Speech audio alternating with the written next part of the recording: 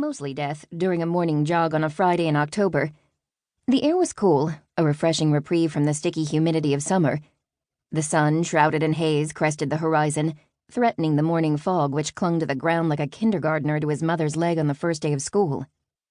The road was slick, the grass beside it damp, and after 30-odd minutes my long-sleeved T-shirt, touting the accomplishment of finishing my first half marathon, needed to be wrung out.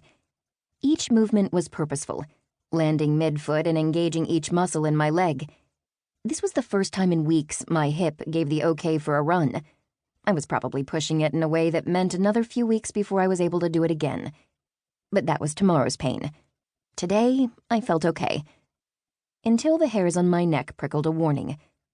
An engine revved as a car crested the hill. I squinted at it but only caught a glimpse as it sped by, shrouded in the mist. I stopped on the shoulder, sucking in air. Another day without the thick fog, that same car might have slowed down at the sight of my blonde ponytail swaying side to side. Whoever they were, they probably hadn't seen me at all. The fog was that thick. Lucky for me, they'd stayed between the lines. The thought of my own demise fluttered across my mind as it had several times over the past few months.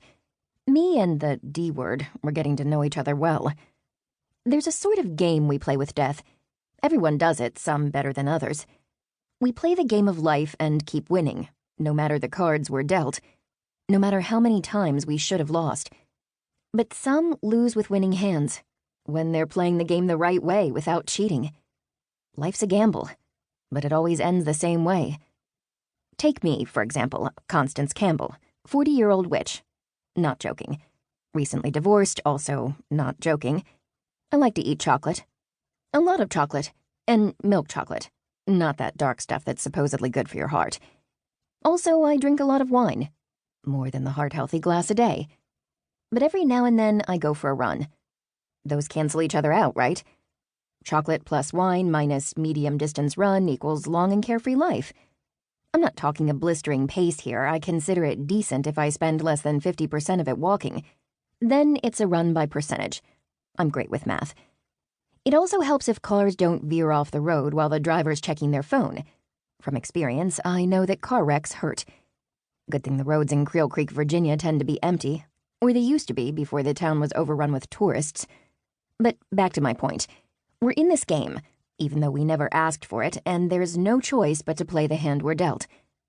This crossed my mind a lot. It had ever since my octogenarian grandmother Gran traded a year of her own life to save my soul. And that was just one round of crazy with Constance.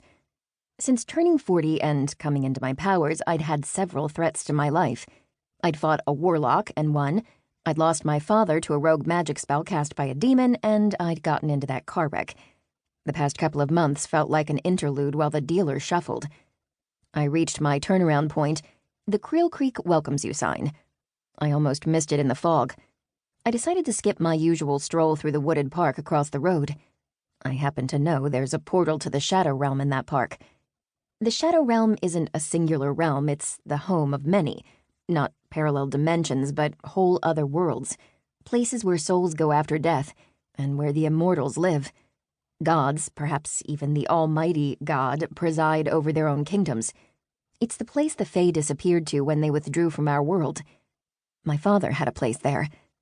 Scarier than demons and car wrecks is the thought of what happens after death. The solitude of the afterlife.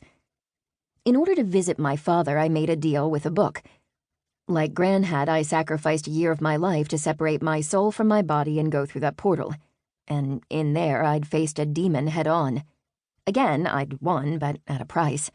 A high price. Too high. I'd weakened Gran, taken her life force, and my own powers weren't the same either. Drawing my magic felt like sucking water through a straw, when I was used to the magic flowing like a fire hose. I checked the road, listening for more cars before crossing.